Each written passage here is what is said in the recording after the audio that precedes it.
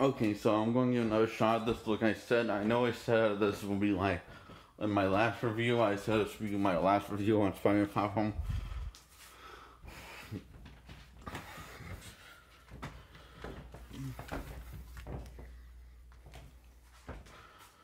Um. So first, I'm going to tell about the story. Then I'm going to talk about what's absent from, and what went wrong, and why, how it went wrong. You know, I'm just trying to say. I think I'm kind of confused. So, the plot is very. My problem with the plot is it's not really complex and deep as much as straightforward and dumb.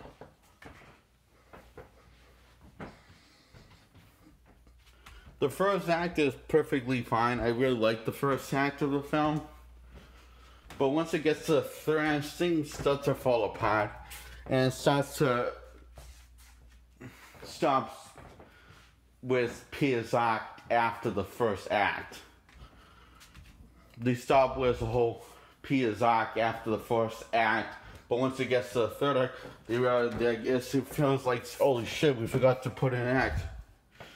Let's have Peter conquer how to use his spider sense. Yes, people will buy this and think that, well, there was that arc, but we're not sure what that arc was, you know, it was act, and,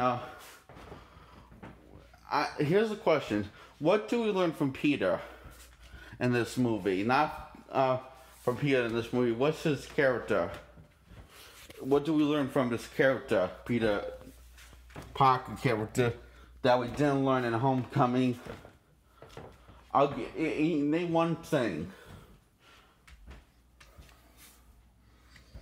I can't break the fourth wall and know what you're thinking, what you're saying. So the answer is nothing to me. And how it prevents the story is not really that different from Homecoming. It didn't like the first act prevented set up a new story, a story about grief. But then at the third act, no, it's not about grief. It's about identity movie. Once we get to the second act, first act is about grief and how do you deal with that grief and how do you get over with that grief. By the third and second act is about identity movie, which was the first one was about identity movie, being your own man. So it's like they have this like interesting idea for a Spider-Man story, but decides not to do it.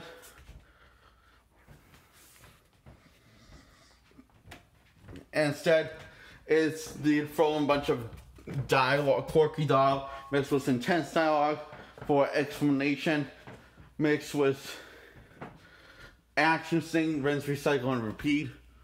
Goes back and forth with that, and you're not really sure. Wow, this all sounds really important, but is it really, or you're just making it sound important? The answer is it feels like they're making it sound important than it really is. So the story is Peter Parker's grieving over his loss of Tony Stark and not ready to be the new Iron Man atop his game to not really be the next big hero, because he kind of feels bad that the world lost his biggest hero, Tony Stark, and he's still grieving over how that affected his life. And I guess this is a very slim guess that it's affecting his spider sense, but it's not really tackled on. His grief seems to affect his spider sense, and it's not really explored. That's as far as explored, and he gets over it in his grief by the third act after he learns that Quentin Beck, who filled in the empty void of Tony Stark, of Tony Stark, which is Peter's life, is now a bad guy, and clearly this should make his grief worse, but it somehow makes it better.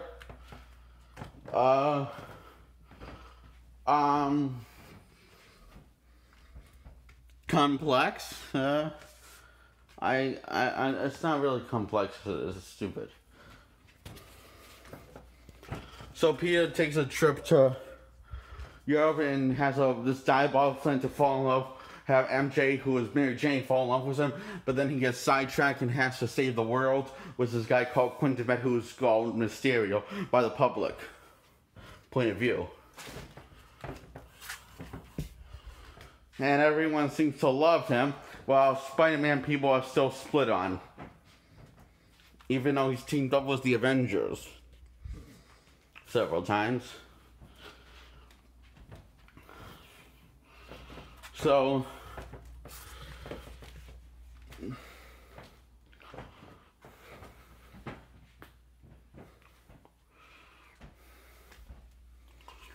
yeah, SHIELD is working with this guy called Quentin Beck, who comes from this alternate reality, who his family's dead. Turns out he's just full of shit. The twist is he's full of shit, and he lied to Fury, who is really Skrull in the sky, who are the good guys that are posing as Fury and SHIELD agents. Later on in the credits, we find that out. And Spider-Man totally trusts this guy Quentin Beck with time, and out of nowhere he just trusts him completely 100%. Same thing with Fury and also the other SHIELD agents that are not at all hesitant on his identity. Now hesitate on his identity, seeing as he's not sure if told the truth or not. And I guess Fury didn't really putting procedures into finding out if it was true or false, his identity. But once we find out that he is not the real Nick Fury, it makes so much sense. But if Fury was giving orders to the Skrulls, shouldn't he follow those procedures? What if there are any? So nothing bad happens to the public's point of view on Spider-Man, and or his identity gets out. Yeah, spoiler, at the end, after Beth dies from his own stupidity, Spider-Man takes the blame and his identity's out. Whoops.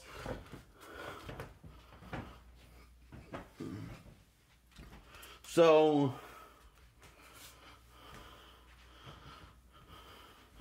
this is after he forms a bond, starts forming a love relationship with MJ and stuff like that, and then they find out that he's really a bad guy, so he takes him down and overcomes his grief, and his spider sense starts working because he becomes sure of himself again because he overcame his grief. I guess he was unsure of himself when he was overwhelmed with his grief due to Tony Stark and Uncle Ben dying off screen. But I guess since Tony Stark died, which was there just to fill the empty void that Uncle Ben left for Peter Parker, and Quentin Beck was supposed to fill the void that Tony Stark left, that was the empty void that Uncle Ben left. Him finding out that he's a bad guy makes Peter feel better about his grief, and instead of making his grief feel worse, which was affecting his spider sense. Yeah, you start to know when you analyze the story close now, you realize that aside from great creative actions thing, the plot, when you realize this, once you realize the plot of the film is supposed to be about grief, you'll start to wondering what's all of this unnecessary stuff. Why not just have there be Here's a crazy thought. Have Renault be bad guy and make Peter his worst enemy because he cannot get over this grief, and have Quentin Beck be the good guy throughout the film, and Peter is being a good guy throughout the film, and there's no choice to turn like who's the bad guy. Just have him struggling with fighting these several elementals, and Peter learns to overcome his grief after talking about Quentin and Beck, and Quentin talks to Peter, gives him some friendly father advice, and Peter decides to believe himself again and listen to his spider sense, which was blinded, because he was being overcome by grief. Because therefore, you have Quentin Beck pulling Peter out of this dark place that he built for himself. So the real enemy of the film wouldn't be Quentin Beck. The real enemy of the film would be Peter, and it's alternate reality. Peter's grief will be the real enemy, and how Peter learns to deal with that grief and overcome that grief would be the real struggle that he faces on daily life, and how it's affecting him, and how he learns to overcome that. That would be interesting. But that's not what we got, was it? Instead we got I don't know what that was trying to be. It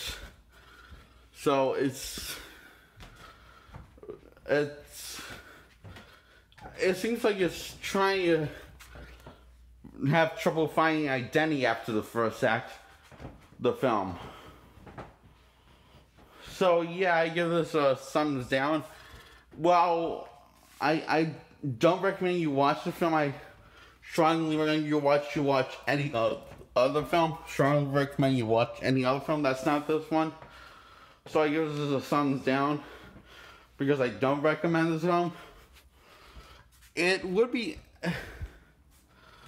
well, Tom Holland, and everyone, including Tom Holland, mainly Tom Holland and Mysterio, giving a performance along with everyone else. It just feels hollow and empty, and a little dull at times, as in boring. And that's mostly during the action scenes. It was weird because the actions are the worst about the film, but also the best about the film. It's like the action scenes I remember and leave a really good impression on you. But however, at the same time, you get the feeling the action scenes could have gone faster than that. How the shot was perfectly fine. They have a story to them, or it could be the story itself doesn't give a good impression on you and feels slow at times because it's in trouble finding its identity after the first act. Once it gets to the second act, the beginning of the second act.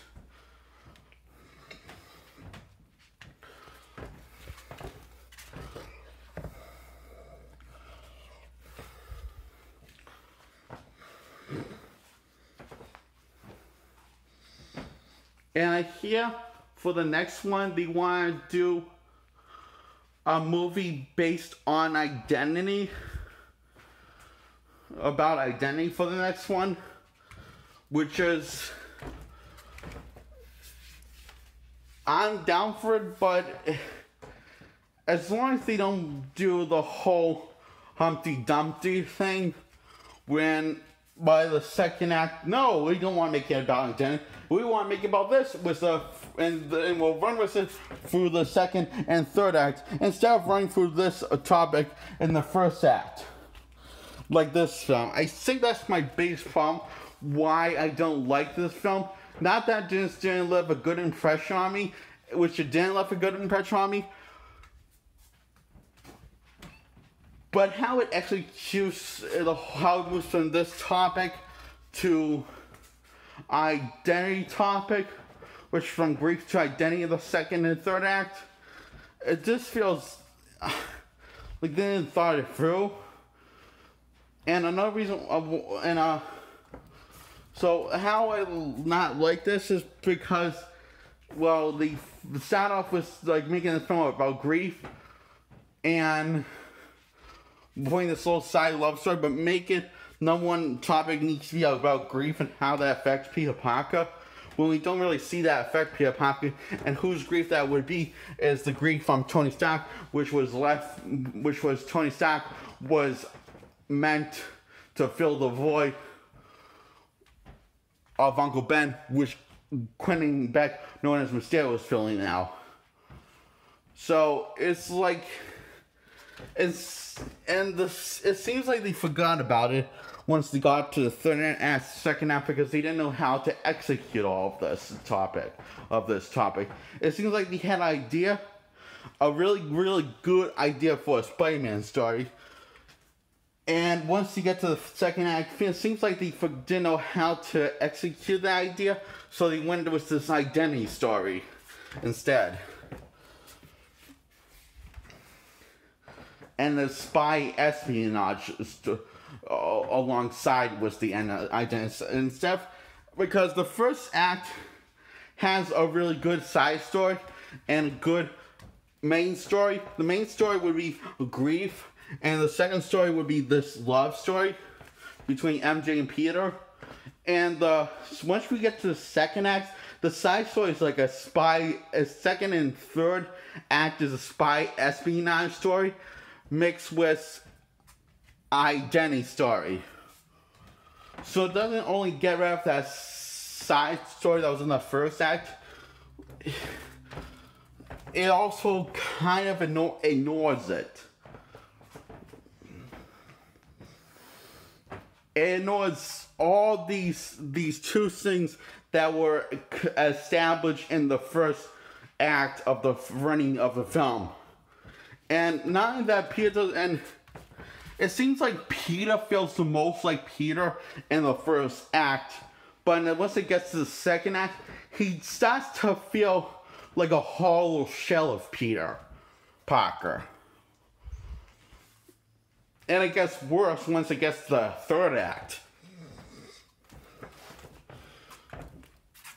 Besides of Tom Holland does a good job as once again bringing his A game as Peter Parker and as Spider-Man, he just feels like by the third act, he feels like an empty hollow shell of Peter Parker from the comics and Spider-Man, which is his other identity.